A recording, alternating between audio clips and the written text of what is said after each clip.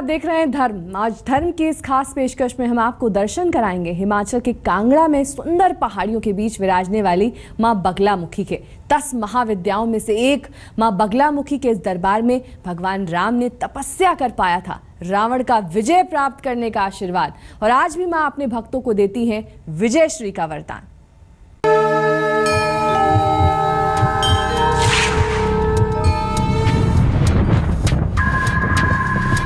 ये घुमावदार पहाड़ी रास्ता पूरी तरह खामोश है।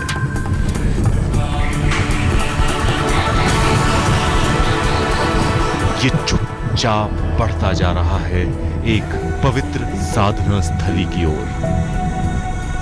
मगर इस खामोशी में एक अजब असीम शांति भी है, क्योंकि ये तय है कि जब ये डगर अपनी मंजिल पर पहुंचेगी तो जिंदगी से हर संशय, हर मुसीबत का नाश हो जाएगा।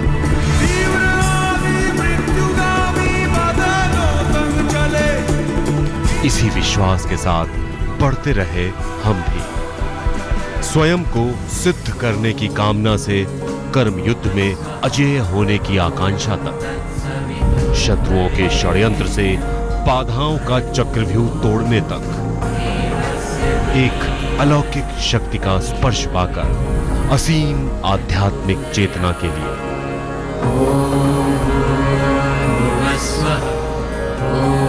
वो अलौकिक शक्ति जो हिमाचल के कांगड़ा जिले में फैले इन पहाड़ों के बीच समाहित है।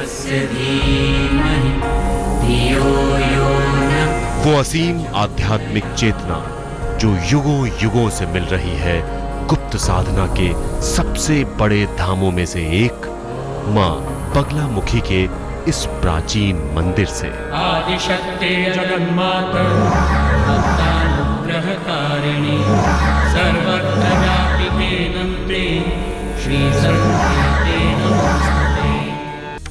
उत्तर भारत के प्रमुख नगर चंडीगढ़ से हिमाचल के धार्मिक स्थलों की परिक्रमा पर निकलते ही ऊना से लगभग 43 किलोमीटर चलने के बाद आता है मां चिंतपूर्णी का धाम। मां चिंतपूर्णी मंदिर से 40 किलोमीटर और व्यास नदी पार करने के बाद लगभग 20 किलोमीटर चलने के बाद आता है मां बगलामुखी का ये दिव्य और प्राचीन मंदिर। पीले रंग से रंगे इस मंदिर में विराजी हैं अपने भक्तों की प्रिय मां पीतांबरा देवी। 10 महाविद्याओं का 8वां रूप मां बगलामुखी।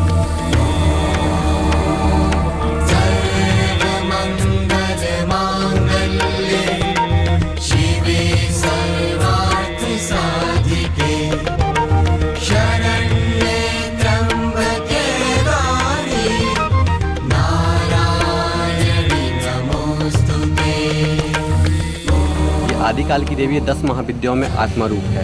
विशेषता है प्राचीन काल में राजा महाराजा लोग इस देवी की पूजा करते थे और अपने शत्रुओं पर विजय पाते थे। लेकिन आजकल कलयुग में हर किसी को शत्रु हुए है, हर कोई किसी न किसी बाधा से पीड़ित है। माता रानी की कृपा से जब आप माता रानी का पूजा पाठ हवन करेंगे आपको 36 दिन के अंदर माता रानी जी का रिस्पॉन्स मिल जाएगा।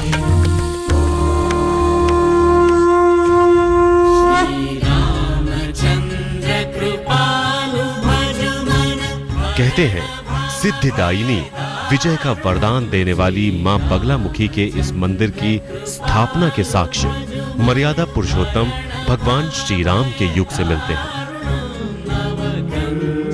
रावण पर विजय पाने के लिए उन्होंने यही तपस्या की थी और न जाने कितने ही युग पुरुषों ने अपने शत्रुओं पर विजय पाने के लिए यहाँ कठोर तप और गुप्त साधनाएं की। इसकी स्थापना भगवान रामचंद्र जी के टाइम में हुई है। तो पहली तो बात है कि जितना मंत्र था पहले ये सारा जमीन के बीच में था। आज भी कई गुफाएं हैं, आप उनको देखिए जाकर, तो आज भी ऐसी गुफाएं हैं जो कि उस जमाने के जो मूल्य को दर्शाती है। मान्यता है कि भगवान श्री राम का आदेश पाकर ही हनुमान जी और भैरवनाथ ने इस पूरे क्षेत्र की सुरक्षा का जिम्मा अपने ऊपर ले लिया था और तभी से मां बगलामुखी के इस मंदिर के द्वार पर ही तैनात है हनुमान जी और भैरवनाथ जी। यही प्रज्वलित है ये अलौकिक दीपक जो मां की मौन साधना में युगों युगों से यूं ही चल रहा है। मां बगलामुखी के दरबार में हवन करने की विधि बेहद अनूठी है, क्योंकि हवन सामग्री में किया जाता है लाल मिर्च का इस्तेमाल। कहते हैं लाल मिर्च को शत्रु नाशक माना जाता है, जिसका पूजा में इस्तेमाल करने से शत्रुओं का नाश होता है।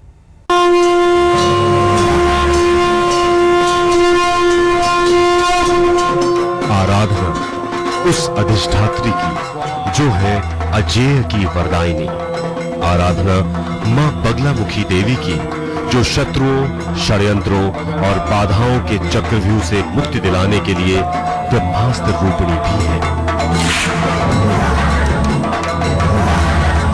बगलामुखी मां का ये दरबार, जिसके द्वार अपने भक्तों के लिए 24 घंटे खुले रहते हैं, लेकिन साधना का विशेष दिन होता है मंगलवार। बगलामुखी के मंगलवार अर्धरात्रि को ही हुई थी, चतुर्दशी थी उस वक्त, तब इसकी उत्पत्ति हुई बगलामुखी की। तो इस कारण इसका आपने जब तारारानी सुनते हैं तो तारारानी भी अर्धरात्रि को जा रही थी जिस वक्त, तो वही रात्रि के समय अगर इसका जो पाठ या पूजना किया जाए तो उसे रूप से बेटर होता है। दुनिया के दुष्चक्र से मुक्ति की गुहार लेकर आने वाले मां के भक्तों के लिए ये द्वार कभी बंद हुआ ही नहीं। व्यापार की हताशा हो या व्यवसाय की बाधाएं, राजनीति में वर्चस्व की ललक हो या फिर वर्षों पुराने किसी असाध्य रोग से मुक्ति की आस, जो जिस कामना के साथ आया मां ने उसकी वो कामना पूरी की। मां बगलामुखी के इस सिद्ध मंदिर में प्रतिदिन मां की 2 बार आरती होती है। पहली सुबह 5:30 बजे और दूसरी रात 8:30 बजे। अगर बगलामुखी का सही तरीके से जाप हो जाए और सही तरीके से हवन पड़ जाए तो मतलब ही नहीं होता कि आदमी का कोई रोग या कोई बीमारी ठीक ना हो सकती, अत्यंत शीघ्र ही ठीक हो जाती है। मां के पूजा विधान में सबसे महत्वपूर्ण है ये हवन, जो कामना पूर्ति के लिए किया जाता है। इस हवन में इस्तेमाल होने वाली हवन सामग्री में सबसे ज्यादा मात्रा होती है लाल मिर्ची की। कहते हैं कि लाल मिर्च शत्रुनाशक है और इसीलिए इसे हवन के दौरान हवन अग्नि में डाला जाता है। इसके अलावा शत्रुओं, उग्र ग्रहों, दुर्घटना और असाध्य रोगों से मुक्ति के लिए घुटनों के बल बैठकर बाएं हाथ से हवन सामग्री को पूरी शक्ति के साथ आग में डाला जाता है।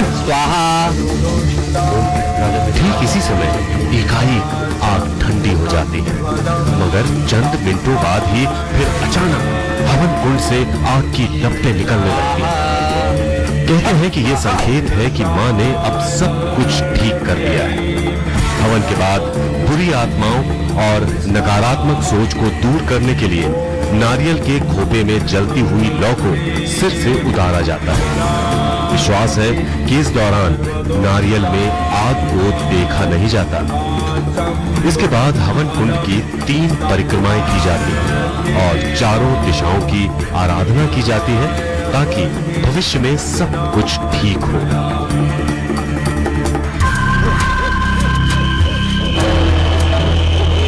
मंगलवार की आधी रात, मां बगलामुखी की उत्पत्ति का समय और समय उस गुप्त तंत्र साधना का जो ब्रह्मास्त्र है शत्रुओं के सर्वनाश का।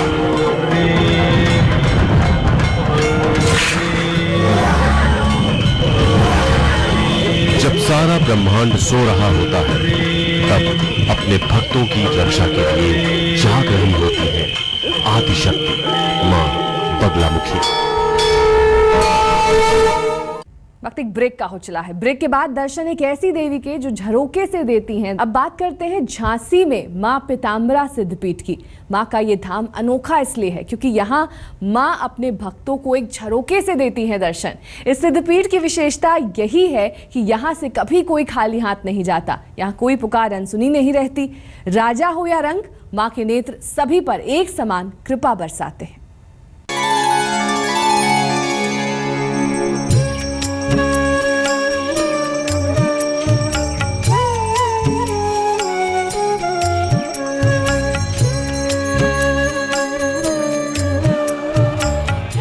वस्त्र, पीला प्रसाद।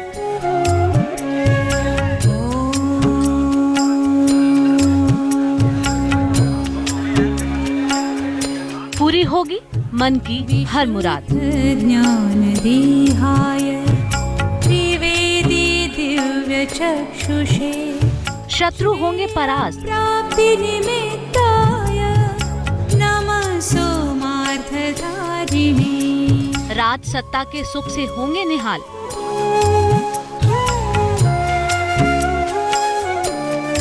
जब मिलेगा माँ पीताम्बरा का आशीर्वाद।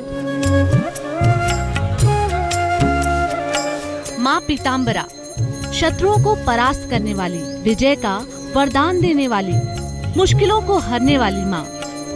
इस सिद्धपीठ की विशेषता ही यही है कि यहाँ से कभी कोई खाली हाथ नहीं जाता। यहाँ कोई पुकार कभी अनसुनी नहीं रहती। राजा हो या रंग, माँ के नेत्र सभी पर एक समान कृपा बरसाते हैं। न मंत्रो नौषधं तत्र न किंचित् अपि विद्यते। माँ पीताम्बरा का ये सिद्धपीठ मध्य प्रदेश के दतिया जिले में स्थित है, जिसकी स्थापना 1935 में परम तेजस्वी स्वामी जी के द्वारा की गई। माँ पीताम्बरा का जन्म स्थान, नाम, कुल आज तक रहस्य बना हुआ है। माँ का ये चमत्कारी धाम स्वामी जी के जप और तप के कारण ही एक सिद्धपीठ के रूप में देश भर में जाना जाता है।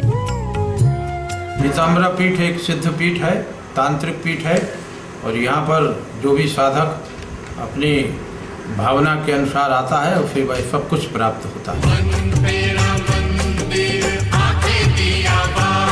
चतुर्भुज रूप में विराजमान माँ पीताम्बरा के एक हाथ में गदा, दूसरे में पाश, तीसरे में वज्र और चौथे हाथ में उन्होंने राक्षस की जिह्वा थाम रखी है।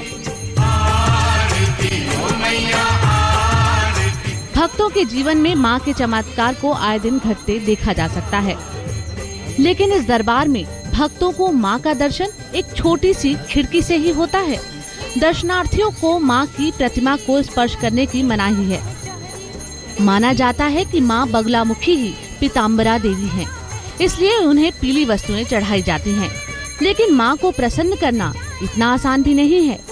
इसके लिए करना होता है विशेष अनुष्ठान, जिसमें भक्त को पीले कपड़े पहनने होते हैं, माँ को पीली वस्तुएं चढ़ाई जाती हैं और फिर मांगी जाती है मुराद।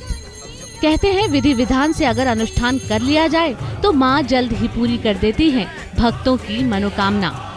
माँ पीताम्बरा को राजसत्ता की देवी माना जाता है और उसी रूप में भक्त करते हैं माँ की आराधना। राजसत्ता की कामना रखने वाले भक्त यहाँ आकर गुप्त पूजा अर्चना करते हैं। माँ पीताम्बरा शत्रुनाश की अधिष्ठात्री देवी हैं तथा राजसत्ता प्राप्ति में माँ की पूजा का विशेष महत्व होता है। जागृत्या और पीताम्बरा एक महाशक्ति है जो शत्रुओं पर विजय प्रदान करती है, शत्रु पीड़ा से मुक्त करती है और व्यक्ति की जो अभिलाषा होती है उसे पूर्ण करती है। मंदिर में माँ पीताम्बरा के साथ ही खंडेश्वर महादेव और धूमावती के दर्शनों का सौभाग्य भी मिलता है। मंदिर के दाईं ओर विराजते हैं खंडेश्वर महादेव, जिसकी तांत्रिक रूप में पूजा की जाती है। महादेव के दरबार से बाहर निकलते ही दर्शन होते हैं 10 महाविद्याओं में से एक माँ धूमावती के।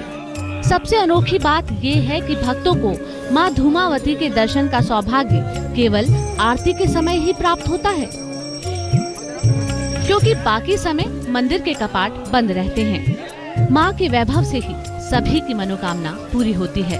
भक्तों को सुख, समृद्धि और शांति मिलती है।